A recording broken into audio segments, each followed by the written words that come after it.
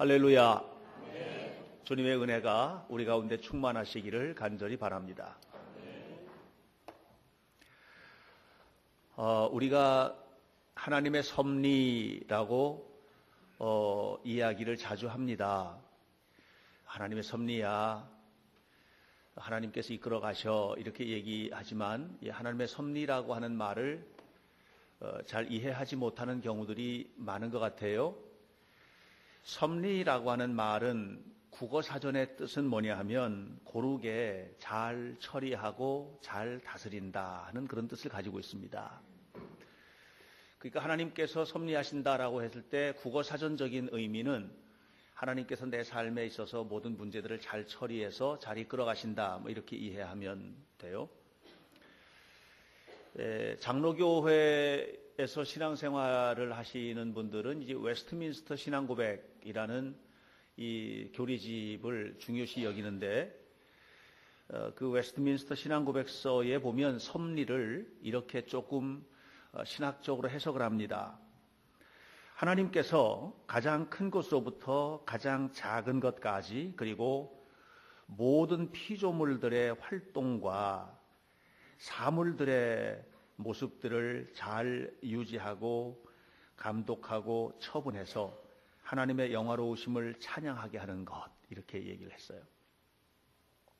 그러니까 하나님께서 섭리하신다라고 말을 하면 하나님께서 내 삶을 잘 다스리시고 잘 이끄셔서 내 삶에 나타나고 있는 큰 문제든 작은 문제든 이 모든 이 피조세계, 우주 안에 있는 모든 피조세계의 것들을 일일이 간섭하셔서 하나님을 찬송하게 하고 또 하나님을 영화롭게 하는 것이다, 뭐 이렇게 이해를 하면 좋겠습니다. 오늘 성경 본문, 긴 본문을 우리가 읽었습니다. 로마서 8장 31절로부터 39절에 이르는 이 본문은 하나님의 섭리에 대한 사도 바울의 견해, 사도 바울의 해석을 잘 얘기해주고 있는 본문이라고 볼 수 있습니다. 특별히 38절부터 39절에 나오는 내용이 매우 중요한데 이 내용을 함께 한번 읽어볼까요? 38절로 39절입니다. 시작. 내가 확신하노니 사망이나 생명이나 전사들이나 권세자들이나 현재 일이나 장래 일이나 능력이나 높음이나 기쁨이나 다른 어떤 피조물이라도 우리를 우리 주 그리스도 예수 안에 있는 하나님의 사랑에서 끊을 수 없으리라. 이것은 하나님의 섭리에 대한 사도 바울의 견해입니다. 그러나 이 말씀은 사실은 사도 바울에게서 나온 얘기가 아니고 예수님께서 하셨던 말씀에 대한 해석인데, 예수님께서 마태복음 6장 31절로부터 33절까지의 내용에서 우리가 세상을 살아가는 동안에 경험하고 있는 많은 일들을 어떻게 받아들일지에 대한 내용을 가르쳐 주셨어요. 예를 들면 공중의 새를 보아라, 들판의 백합꽃을 봐라. 저들이 수고하지 않고 길쌈하지 않아도 하나님께서 다 먹여주잖아. 하나님께서 얼마나 아름답게 피워주시느냐. 그러니까 너희도 걱정해서는 안 돼 라고 얘기하면서, 그러므로 염려하여 이르기를 무엇을 먹을까, 무엇을 마실까, 무엇을 입을까 하지 말라. 이는 다 이방인들이 구하는 것이 아니냐. 너희 하늘 아버지께서는 이 모든 것이 너희에게 있어야 할 것을 다 아시느니라. 그러므로 너희는 먼저 그의 나라와 그의 의를 구하라. 그리하면 이 모든 것을 너희에게 다 채워주겠다. 이렇게 말씀하셨어요. 할렐루야. 이 말씀, 다시 말하면 네가 살고 있는 삶의 모든 부분들을 내가 간섭하고 섭리하겠다라고 하는 이 말씀에 대한 해석이 로마서 8장에 지금 사도 바울에게서 이루어지고 있는 거예요. 사실 우리가 인생을 살아가는 동안에 중요한 것은 사건이 아니에요. 사건에 대한 해석이에요. 내게 어떤 사건이 이루어졌잖아요. 그 좋은 것이든 나쁜 것이든, 그럼 그 사건을 어떻게 해석하냐, 이게 훨씬 중요해요. 어떤 문제가 일어났어요. 사업이 잘못됐어요. 자녀에게 문제가 있어요. 아니면 질병이 들었어요. 이 고쳐질 수 있는 질병이 아닌 질병이 왔단 말이에요. 이런 일들이 벌어졌을 때 어떻게 그것을 해석하는가? 굉장히 중요하거든요. 바울은 이렇게 말하고 있습니다. 사망이 오느냐? 너희들의 삶 속에 고통이 오느냐? 뭐 이 앞쪽을 쭉 읽으면 그런 거거든요. 환난이 왔냐? 곤고가 왔냐? 박해나 기근이 왔냐? 적신이나 위험이나 칼이 왔냐? 정말 고통스러운 일이 너희에게 왔느냐? 그러나 어떤 것이라도 하나님의 사랑보다는 크지 않다. 이것이 사도 바울의 해석이에요. 하나님의 사랑은 네가 당하는 고난과 고통보다 더 크다. 이것이 바울의 견해예요.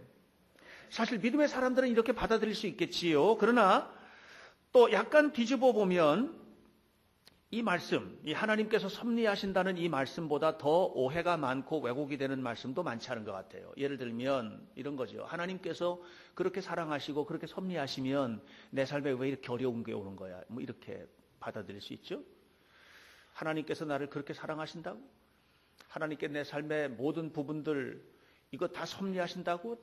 고르게 잘 처리하고 온전케 해서 다스려 주신다고? 근데 나에게는 왜 이렇게 죽을 일이 온 것이지? 나에게는 왜 이렇게 고통스러운 것이 온 거야? 왜 내 앞길에는 검은 구름밖에 없어? 나에게도 찬란한 태양, 광명한 아침을 맞이할 수 있는 그런 하나님의 축복이 와야 될 거 아니야? 하나님의 섭리하신다면 왜 오지 않는 거야? 이렇게 해석할 수 있죠. 그래서 이 말씀 다시 바꿔 말하면 하나님의 뜻대로 살아라. 그리하면 이 모든 것을 너희에게 더해 주실 것이야. 어떤 것이라도 하나님의 사랑에서 너를 끊을 수 없어 라고 하는 이런 일련의 말씀들이 오해나 왜곡으로 다가올 수도 있다는 얘기죠. 그래서 실제로 하나님은 전능하시지도 않고 내 삶에 관심도 없으시고 내 문제를 해결할 만한 능력도 없으신 분이라고 이렇게 왜곡되게 받아들일 수도 있는 겁니다. 오늘 저는 이 부분을 여러분들과 함께 나누고 싶습니다. 이 부활의 아름다운 계절에 십자가를 지시고 부활하신 예수 그리스도의 은혜 안에서 하나님이 우리를 섭리하신다는 말이 도대체 무슨 말인가 하는 것들을 함께 나누고 싶어요. 그래서 여러분들이 건강한 신앙의 패턴을 가지고 신앙생활을 할 수 있도록 돕고 싶은 것입니다. 자, 우리의 삶을 한번 돌이켜볼까요? 우리가 사는 세상은 어떤 세상일까요? 얼마 전에 어떤 젊은 목사가 죽었다는 소식을 들었어요. 젊어요. 아주 젊은. 40대 중반도 안 된. 그게 덜컥 생각이 나는 겁니다. 저는 아이고 그 사모님 어떻게 하나? 애들은 또 어떻게 하지? 이런 생각이 드는 거예요. 어떤 교수가 자기 어머니 얘기를 하더라고요. 자기 어머니 얘기하면서 어머니가 암이 들렸대요. 그래서 어떻게 뭘 해줄 수도 없고 너무 괴롭대요. 그러면서 주저리 어머니 얘기를 하는 거예요. 그런데 그 어머니가 어떤 어머니냐면 우리 어머니는요. 하루도 빼놓지 않고 새벽기도 나가시고 교회 봉사 열심히 하시고 목사님을 하나님처럼 받들면서 그렇게 목사님 일하는 것마다 다 도와주시고 그러니까 천사 같은 어머니야. 예. 그런 어머니가 병들었다는 거예요. 암이 걸렸다는 거예요. 그래서 너무 고통스러워하는 거예요. 여러분 어떻게 생각하세요? 평생에 목회를 하겠다고 헌신한 목사가 갑작스럽게 사고로 죽어가는 현장에서 또 그렇게 열심히 헌신하고 기도하는 그런 은혜로운 권사님이 암에 걸려 죽어가는 그런 현장에서 어때요? 하나님께서 그들의 삶을 섭리하신다고 믿어지십니까?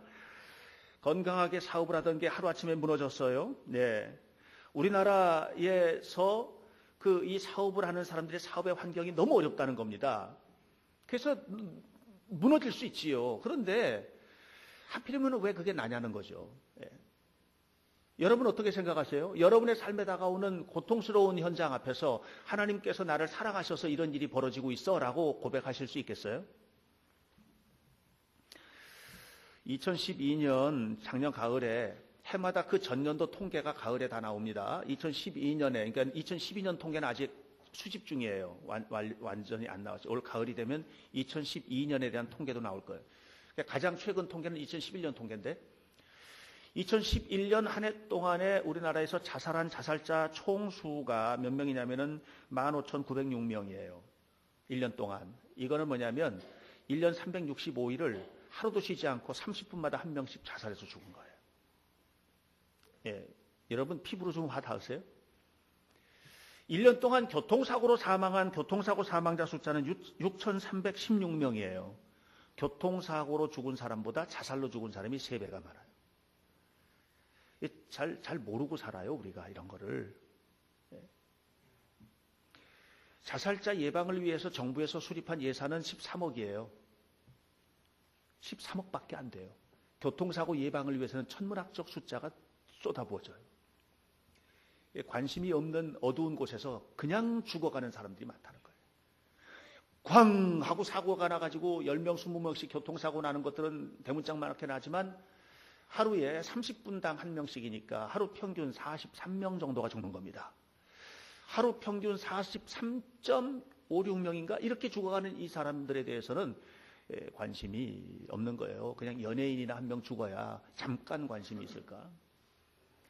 그런데 놀라운 것은 그 중에서 크리스찬들의 숫자도 만만치 않다는 것입니다. 그래서 자살한 사람들 위패에다가 성도 아무개 이렇게 쓴 것 보셨죠? 없는 게 아니라는 거죠. 자, 보세요. 그들이 그 어둠 속에서 죽어가고 있을 때에 과연 그 현장에서 하나님께서 내 삶을 왜 이렇게 고통스럽게 하시는가라고 하는 이해할 수 없는, 이 하나님의 섭리에 대해서 이해할 수 없는 고통이 있었지 않았겠는가 말이죠. 지지난 주간에 충격적인 한 자살 사건이 있었는데요. 그건 뭐냐면 여러분 잘 아시는 분이에요. 목적이 이끄는 삶이라는 책 아시죠?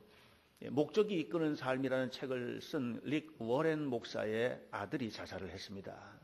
매튜 워렌이라는 친구인데 자살을 했어요. 어떻게 그럴 수가 있을까? 그렇게 대단한 목사님의 아들인데 어떻게 그럴 수 있을까? 릭 목사님이 그 이후에 표현한 말이 이렇게 표현했어요. 어떤 말로도 지금 우리가 느끼고 있는, 우리는 이 릭과 그의 아내입니다. 사모님이에요. 어떤 말로도 지금 우리가 느끼고 있는 고뇌와 슬픔을 표현할 길이 없습니다. 라고 말을 했습니다. 자, 그 자리에서 이렇게 말할 수 있지 않겠어요? 하나님 정말 섭리하십니까?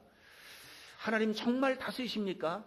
하나님께서 정말 잘 다스리고 계십니까? 네, 하나님께서 정말로 내 삶에, 그리고 내 가정에, 내 사업에, 내 인생의 모든 문제들을 잘 처리하고 계시고, 잘 다스리고 계시고, 잘 이끌어가고 계십니까? 라고 이렇게 물을 수 있지 않겠어요? 어떠십니까? 세계 제2차 대전이 발생했을 때 독일과 그 인근 지역에서 600만 명의 유태인이 가스실에서 죽어갔습니다. 이게 있을 수가 없는 얘기입니다. 아주 짧은 기간 안에 600만 명을 그냥 죽인 것입니다. 그것만이 아닙니다. 히틀러는 60만 명의 집시를 죽였습니다. 떠돌아다니는 이런 인종들은 다 갖다 청소해야 된다고 생각해요. 60만 명을 죽였습니다. 그것뿐만이 아닙니다. 독일 자국 내에 있는 장애인들, 정신장애, 지체장애인들, 장애인 27만 명을 죽였습니다. 왜냐하면 우리 독일 민족이 세계 최고의 민족이 되려면 이 조금 좀 못난 것들은 다 죽여야 된다고 생각을 한 거예요. 그래서 싹 다 잡아 죽였습니다. 이런 일들이 벌어졌습니다. 하나님이 뭐 하셨을까 그때? 하나님이 과연 역사를 섭리하시는 하나님인가? 우리가 기도할 때 역사를 섭리하시고 우리의 삶을 이끌어가시는 하나님이라고 말을 하고 있는데 과연 하나님이 역사를 섭리하시고 우리 삶을 이끌어가시는 하나님인가? 라는 질문을 우리는 할 수밖에 없는 것입니다. 실제로 이와 같이 우리의 삶 속에서 다가오는 이 수많은 일들, 우리가 경험하고 있는 정말 엄청난 일들, 어느 날 어느 하루아침에 제2 금융권들이 무너지면서 뭐 수억, 수천만 원, 수억, 수십억을 한꺼번에 잃어버리고 사기 맞은 땅에 나 앉아가지고서는 어떻게 뭐 어디 가서 하소연도 못하는 이런 현장에 섰을 때 하나님 정말 우리를 도와주고 계시는가? 이렇게 말할 수 있지 않겠는가 말이죠. 불행과 고통이 밀물처럼 밀려드는 현장에서 하나님에 대한 강력한 메시지를 우리가 고백할 수 있는 사람은 몇 명이나 될 것인가?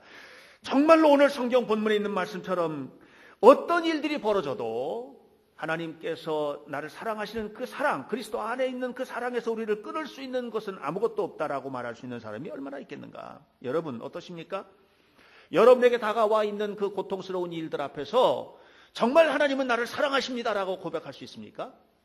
저는 저에게 반문하는 거예요. 이렇게 반문해봐요. 박 목사, 어떤 사람이 너무나 지금 고통을 겪고 있는데 그 고통 겪고 있는 사람에게 다가가서 네가 하나님은 당신을 섭리하십니다. 하나님은 지금 당신을 이끌어가고 계십니다. 하나님은 당신을 너무나 깊이 사랑하십니다. 라고 말할 수 있는가? 과연 그렇게 말할 수 있는가? 사실 자신이 없거든요. 자신이 없단 말이에요. 오늘 성경 본문의 사도 바울은 모든 것을 알고 있는 사람이었습니다.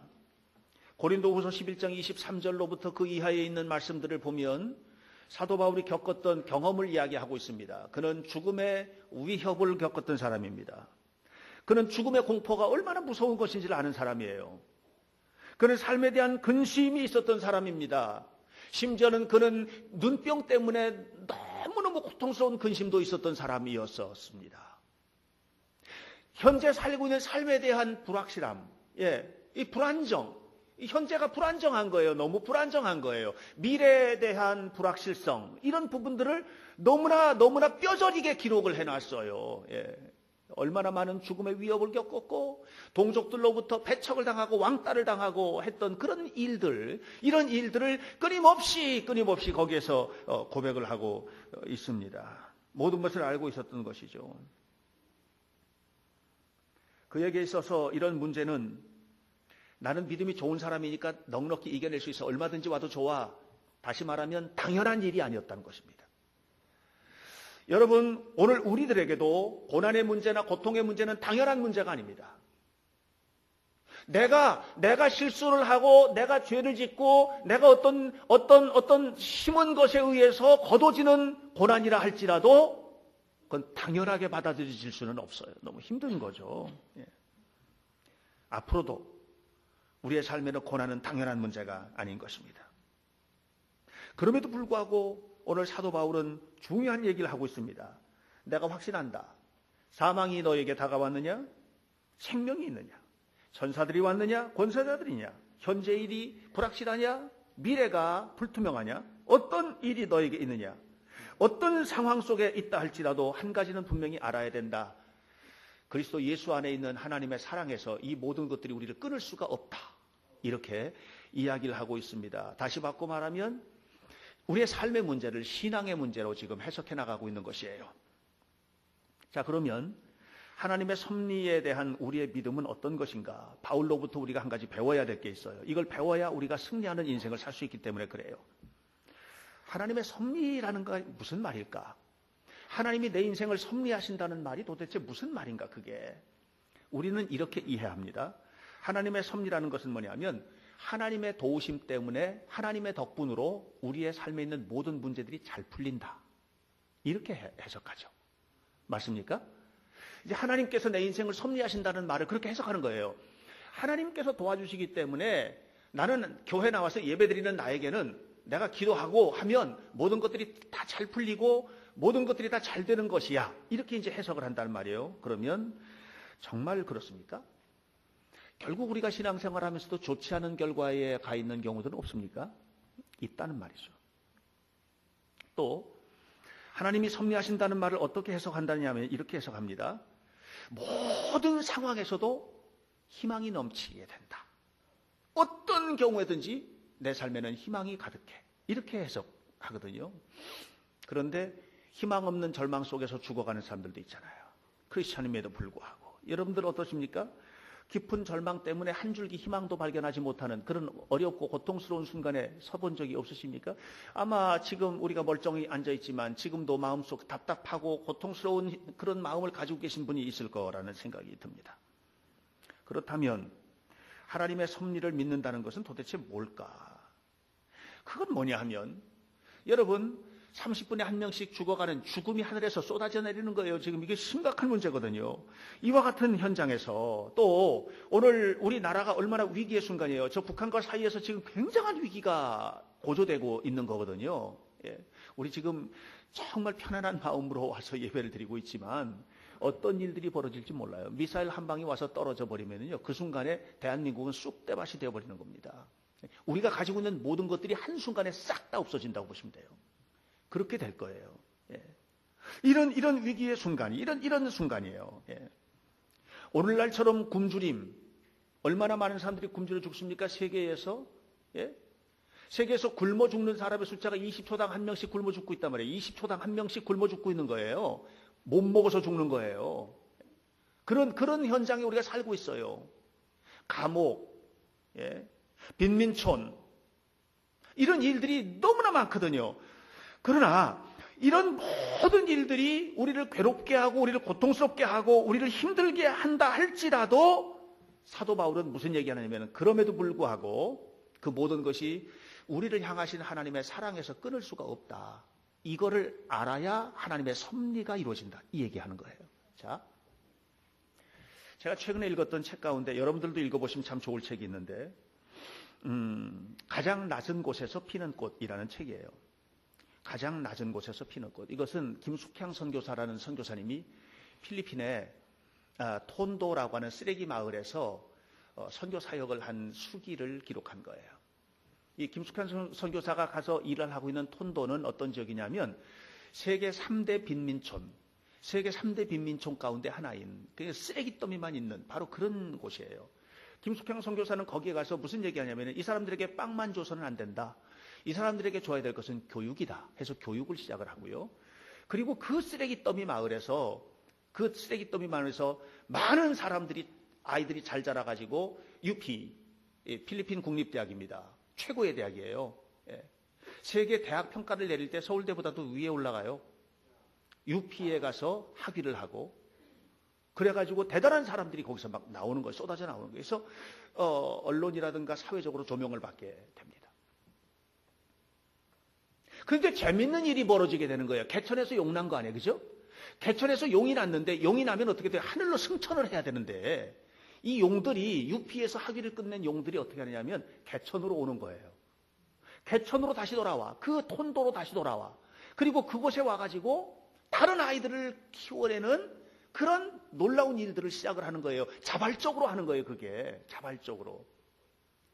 그렇게 하면서 그 마을을 뭐냐면 용의 마을로 만드는 거예요. 용의 마을로. 예. 자기 혼자서 승천에 올라가는 게 아니라 그 내가 있는 공동체를 용들의 공동체로 만드는 거죠. 일종의. 그렇게 만들어 놓는 거예요. 얼마나 아름다워요. 그 밑에 뭐가 있냐? 하나님의 섭리를 믿는 김숙향 선교사의 믿음이 있었어요. 무슨 얘기예요? 엄청난 가난이에요. 가난이 대대로 찌들려 오던 가난이에요. 이 가난에서 벗어날 수 없었던 사람들에게 하나님의 사랑을 가르치는 거예요.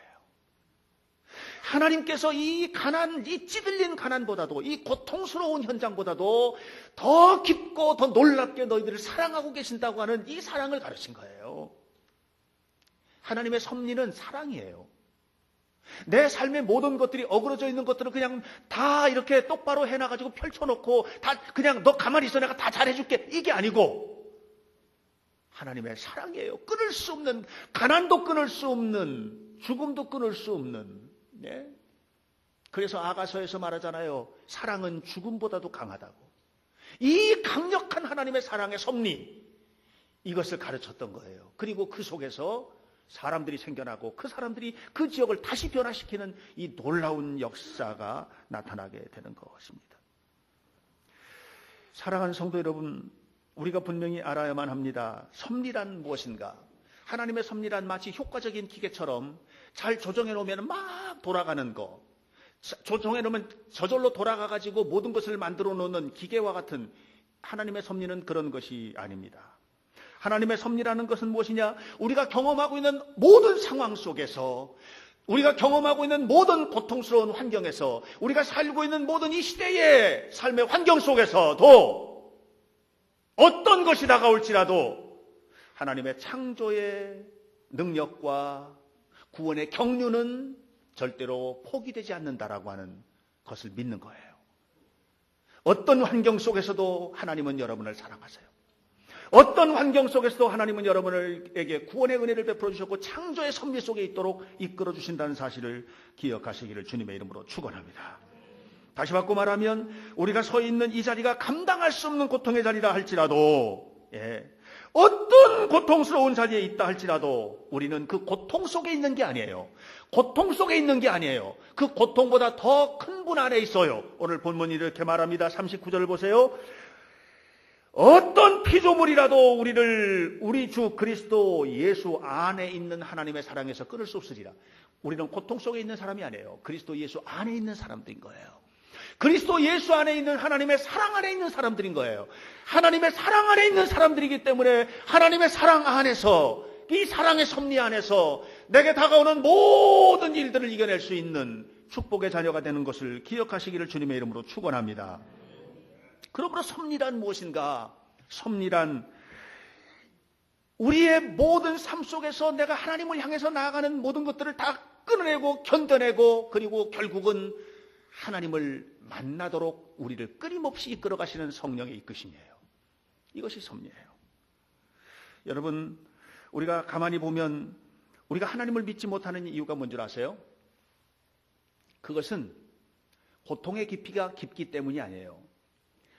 하나님을 제대로 믿지 못하고 하나님의 섭리를 깨닫지 못하는 이유는 고통의 깊이가 너무 깊어서, 고통이 너무 커서, 그래서 나는 너무너무 고통스러워, 그래서 견딜 수가 없어, 그래서 섭리를 믿지 못하는 게 아니에요. 우리가 하나님의 섭리를 믿지 못하는 이유는 뭐냐면 단절의 깊이, 분열의 깊이가 너무 깊은 거예요. 누구와? 하나님과. 하나님과 단절이 너무 깊어. 하나님과 분열되어 있어. 뭐가 분열을 시키죠? 하나님과 나 사이를 분열시키는 게 뭐예요? 죄죠, 죄. 결국은 우리가 살고 있는 삶 속에서 이 죄된 모습들, 이 죄악된 모습들, 이 모습들이 결국은 우리를 하나님의 섭리를 잊어버리게 만들어버리고 만다고 하는 것이에요. 다시 말하면 하나님과 멀어지면 멀어질수록 하나님의 섭리로부터 우리는 멀어질 수밖에 없게 되는 것이에요. 그러나 우리가 어떤 고통 속에 있다 할지라도, 다시 말하면 고통의 깊이가 아무리 깊어도 하나님과 분열되어 있지 않고, 오늘 성경 본문처럼 우리가 그리스도 예수 안에 있는 하나님의 사랑 속에 머물러 있다면 우리는 그 모든 일들을 이겨내고, 그리고 드디어 하나님께서 주신 축복의 세계를 이루게 될 것을 기억하시기를 주의 이름으로 축원합니다. 그래서 오늘 성경 본문에서 사도 바울은 말을 하고 있습니다. 34절에서 우리를 위해서 죽으신 분이다, 예수님은. 그리고 우리를 위해서 살아나셨다. 그분은 나를 위해서 죽으셨고 다시 살아나셨다, 부활하셨다. 부활하신 그분이 나와 함께하고 있는 것 아니냐. 그리고 그분이 나의 모든 삶을 위해서 간구하고 계신다. 부활하신 주님 그분께서. 그러므로 이 사실을 믿는다면 너는 하나님의 사랑 속에 있다는 것을 기억하게 될 것이다. 고통 속에 있어도 하나님 사랑 속에 있다는 것을 기억하게 될 것이다. 네가 너무나 깊은 절망의 깊은 속에 있어도 하나님의 사랑 속에 있다는 것을 기억하게 될 것이다. 너는 하나님의 사랑 안에 있는 자녀다. 이것이 섭리에 대한 우리의 믿음인 것입니다. 박완서 선생님께서 쓴 책이 있죠. 가끔 제가 한 번씩 소개했는데 한 말씀만 하소서. 아들을 잃어버린 이후에 그 고통과 절망의 늪에서 헤어나오는 과정을 그린 책이에요. 일기 형식으로 썼어요. 제가 그 중에 한 문장을 읽어드릴게요. 아들을 잃었습니다. 5 자식 중에 하나였습니다. 그런데 아들로서는 하나밖에 없는 자식이었습니다. 그 충격을 어떻게 넘기고 아직도 살아있는지 모르겠습니다. 통곡하다가 지치면 설마 이런 일이 나에게 정말 있어? 정말로 이런 일이 나에게 일어난 거야? 꿈이겠지 하는 희망으로 꿈일 거야. 자다가 일어나면 내 아들이 살아서 올 거야. 살아있을 거야 하는 희망으로 깜빡깜빡 잠이 들곤 합니다. 중간 생략하고, 제 방에는 세례받을 때 선물을 받은 십자고상이 걸려 있습니다. 십자고상은 뭐냐면, 여러분, 십자가에 달리신 예수님의 모습이 새겨져 있는 상, 그걸 십자고상이라고 합니다. 제 방에는 세례받을 때 선물 받은 십자고상이 걸려 있습니다. 아들을 잃은 후에야 비로소 보았습니다. 이 못 박힌 그리스도의 얼굴에서 표정을 읽은 겁니다. 전에는 못 박힌 예수님의 얼굴에서 그 일그러진 얼굴의 표정을 못 읽은 거예요. 그런데 아들을 잃고 난 다음에 그 표정을 읽은 거예요. 내가 받은 이 고통 때문에, 내가 가지고 있는 이 죄 때문에, 내가 삶 속에서 경험하고 있는 이 모든 절망과 아픔과 고통 때문에 그분이 그 고통을 대신 짊어지고 일그러지신 그 표정을 드디어 읽은 거예요. 그리고 말합니다. 그리고 그 엄청난 고통을 나도 이겨낼 수 있었습니다. 사랑하는 여러분, 하나님의 사랑의 섭리를 발견하기 전까지 헤어나올 수 없는 세계가 있어요. 우리들의 삶에는. 하나님의 사랑을 깨닫기 전까지, 하나님의 사랑을 만나기 전까지, 그 큰 사랑을 접촉하기 전까지, 그 전까지 감당할 수 없는 문제들이 우리 속에는 너무나 산적해 있어요. 주님은 우리를 사랑하십니다. 주님은 여러분 한 사람 한 사람을 너무나도 사랑하십니다. 주님은 나와 여러분을 사랑하십니다. 이 사랑만이 하나님의 섭리입니다. 하나님의 섭리를 깨달은 자들은 삶에 닿아오는 고통의 깊이를 이겨낼 수 있어요. 그러나 하나님의 섭리 안에 있지 않은 자들은 이 고통의 깊이 속에 빠져서 절망할 수밖에 없는 것입니다. 사랑하는 성도 여러분, 하나님이 우리를 섭리하십니다. 그러면 우리의 삶 속에 다가오신 하나님은 내 삶의 불행을 초월로서 해결하는 게 아니에요. 초월이 뭡니까? 불행을 한순간에 없어져 버리게 하는, 그게 아닙니다. 내 삶의 불행이 다가옵니다. 그러나 내가 하나님의 섭리 안에 있다면 하나님의 사랑과 평화 때문에 불행을 이겨내는 능력을 하나님 안에서 공급받게 되는 것입니다. 주님의 은혜 안에서, 주님의 사랑 때문에. 부활하신 예수님은 우리에게 그렇기 때문에 희망이 되는 거예요. 사랑하는 성도 여러분, 부활하신 주님이 나와 함께 하십니다. 부활하신 주님의 큰 사랑이 내 삶을 이끌어 가십니다. 여러분의 삶에서 경험하는 그 어떤 고통보다도 더 큰 모습으로 여러분을 인도해 가고 계심을 믿으시고 주님 사랑 안에서 날마다 삶에 승리하시는 복된 성도들이 되시기를 주 예수님의 이름으로 간절히 축원합니다. 기도하겠습니다. 자비하신 아버지 하나님, 하나님은 침묵의 하나님이 아님을 깨닫습니다. 하나님의 섭리는 우리가 경험하고 있는 고통의 모습보다도 더욱 확실한 형태로 우리 앞에 서 있음을 보게 됩니다. 하나님은 우리를 사랑하십니다. 그 어떤 것도 우리를 하나님의 사랑에서 끊을 수는 없습니다. 문제는 우리로 하여금 하나님의 사랑에 대하여 눈을 감지 말게 하옵소서. 진실한 마음으로 하나님을 바라보게 하옵소서. 예수 그리스도를 믿는 믿음 안에 머무르게 하여 주옵소서. 그래서 우리에게 때로는 불행으로부터 초월의 능력, 불행에서 놀라운 기적으로 벗어나는 능력을 허락해 주옵소서. 그러나 그것이 아니라면 하나님의 사랑과 평화 안에서 하나님의 능력 때문에 불행을 이겨내는 기적을 경험하게 하여 주옵소서. 사랑하는 성도들 한 사람 한 사람을 주님의 섭리 안으로 이끌어 주시고 복되게 하옵소서. 예수 그리스도의 이름으로 기도하옵나이다. 아멘.